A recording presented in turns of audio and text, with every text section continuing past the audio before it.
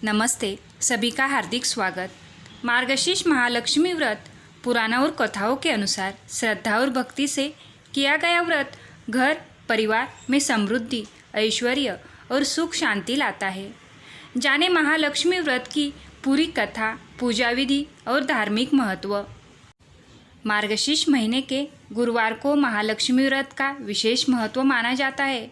यह व्रत विशेष रूप से उन भक्तों के लिए फलदायी है जो पूर्ण श्रद्धा और भक्ति के साथ इसे करते हैं। मान्यता है कि इस दिन की पूजा और व्रत से घर में धन, ऐश्वर्य और सुख समृद्धि की प्राप्ति होती है। इस व्रत से जुड़ी कथा अत्यंत प्रेरक और शिक्षाप्रद है, जो यह दर्शाती है कि केवल भक्ति, श्रद्धा और नियम पूर्वक पूजन से ही देवी लक्ष्मी प्रसन्न होती है। कथा अनुसार प्राचीन काल में भारतवर्ष के सौराष्ट्र देश में भद्रश्रवा नामक पराक्रमी राज्य करते थे। उनकी रानी सूरजचंद्रिका सुंदर, सुलक्षणा और पतिव्रता थी। राजा और रानी को 7 पुत्र और 1 कन्या का वरदान प्राप्त हुआ, जिनमें कन्या का नाम शांबाला रखा गया था। एक दिन महालक्ष्मी जी ने मन में सोचा कि यदि वे इस राजा के राजप्रसाद में निवास करें तो उसकी संपत्ति दोगुनी होगी और राज्य में खुशहाली फैलेगी।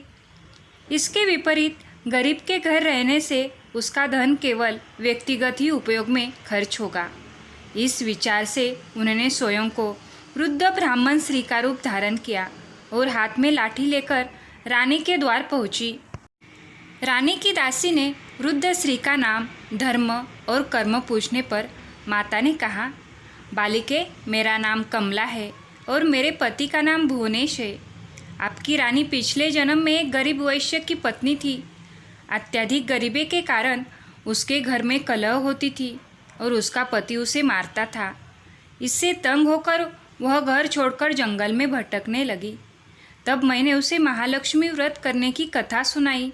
उसने व्रत किया और मेरी कृपा से उसकी दारिद्र्यता दूर हुई और उसका घर धन धान्य से भर गया। आज उसी कन्या का जन्म राजघराने में हुआ है, परंतु वह व्रत करना भूल गई है। मैं उसे याद दिलाने यहाँ आई हूँ। दासी ने वृद्ध स्त्री के प्रति सम्मान प्रकट किया और व्रत की विधि जानने के लिए उत्सुक हुई। माता ने विधि पूर्वक व्रत करने की जानकारी दी और उसकी महिमा सुनाई। इसके बाद माता वहाँ से चली गई। रानी अपनी ऐश्वर्यपूर्ण स्थिति में घमंड से भर गई थी। दासी ने जो कथा सुनाई उसे सुनकर रानी ने बुढ़िया रूपी माता पर अपमान किया। देवी ने रानी के अपमान से संतापित होकर वहाँ से प्रस्थान किया। रास्ते में उसे श्यामबाला मिली, जिसे उन्होंने व्रत की विधि बताई। श्यामबाला ने श्रद्धापूर्वक व्रत किया और फलस्वरूप राजा सिद्धेश्वर के सुपुत्र मालाधर से उसका विवाह हुआ। श्यामबाला के व्रत से प्राप्त ऐश्वर्य और धन दौलत ने उसे और उसके परिवार को सुख समृद्धि दी। वही रानी का घमंड उसे हानि में डाल गया और उसका राज्य तथा वैभव नष्ट हो गया। अनेक दिनों तक रानी दुर्दशा में रही।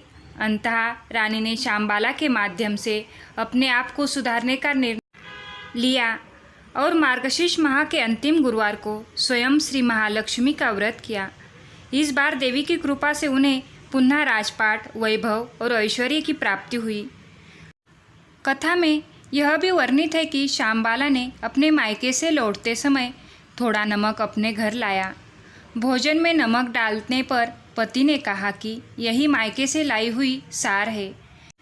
इस सरल घटना के माध्यम से यह संदेश मिलता है कि विवेक, धीरज और विनम्रता से जीवन के हर कार्य में सफलता और संतोष मिलता है। धन्यवाद।